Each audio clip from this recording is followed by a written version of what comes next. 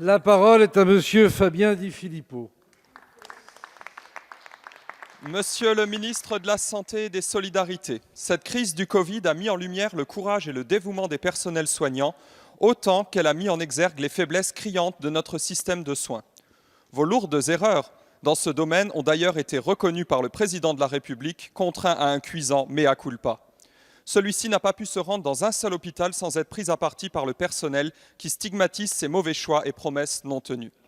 Ici même, en mars 2019, lors du vote de votre loi Ma Santé 2022, je vous avertissais sur l'absence de réponse aux enjeux de fond, au-delà des primes insuffisantes, et sur le risque pour 600 de nos hôpitaux transformés en hôpitaux dits de proximité, de voir leurs services de chirurgie et leur maternité remis en cause à terme.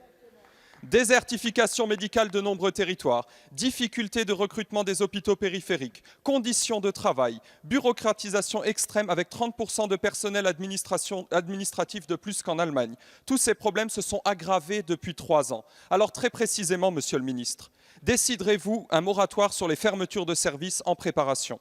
Quel choix dans la dépense sociale ferez-vous pour permettre une revalorisation durable et financée des carrières des soignants et à quelle hauteur ? Comment favoriserez-vous les recrutements hospitaliers pour mettre fin au système d'intérim médical qui coûte un demi-milliard d'euros par an à nos hôpitaux ? Avec quels moyens, enfin, développerez-vous la proximité des services de soins pour nos compatriotes des territoires ruraux ? Des mea culpa hypocrites et des engagements vagues ne suffiront plus à redonner foi aux équipes soignantes et aux Français dans l'avenir de leur système de soins. Je vous remercie. Merci, monsieur le député. La parole est à monsieur Olivier Véran, ministre des Solidarités et de la Santé. Je vous remercie, monsieur le député Di Filippo, pour votre question tout en finesse. La remise en question, c'est sans doute... La capacité de se remettre en question est un art subtil, monsieur Di Filippo. Peut-être qu'un jour, vous-même aurez l'occasion de vous y soumettre. Vous verrez, parfois ça fait beaucoup de bien, ça permet d'avancer.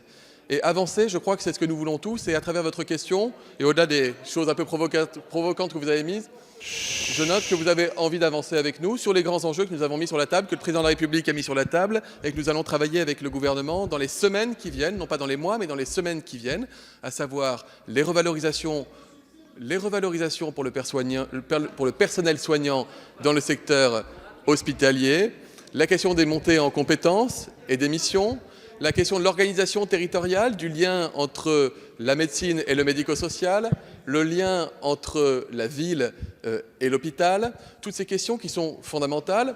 Et nous avons une occasion, puisque moi je retiens les paroles de ces médecins à la Pitié-Salpêtrière que nous avons rencontrés la semaine dernière, et qui disaient « l'espace de l'épidémie, le besoin de soins, la charge de soins ont été au centre de toutes les préoccupations et les donneurs d'ordre étaient à nouveau les médecins, les infirmiers et également les directeurs qui collectivement étaient tournés vers un seul objectif et qui ont réussi au cours de cette occasion à lever tout un tas de carcans administratifs, tout un tas de freins qui peinent et qui les empêchent d'innover au quotidien, tout un tas de normes qui ne sont pas forcément utiles au quotidien et qui n'ont pas envie de retrouver. Et ça tombe bien, on n'a pas forcément envie de les remettre lorsqu'elles ne font pas sens.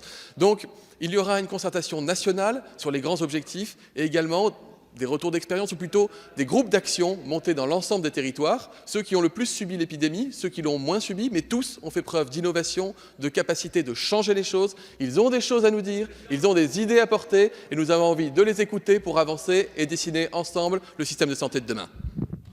Merci. Allez-y, monsieur Di Filippo, qui redoutait d'avoir été oublié, ce qui est impensable. Ma finesse, monsieur le ministre, elle me permet de faire la différence entre une remise en question, qui est une bonne chose, et un retournement de veste marketing.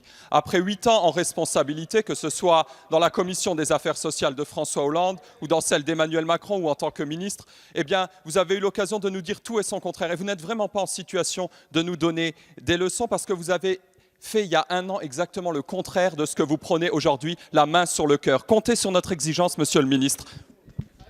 Merci, monsieur le député.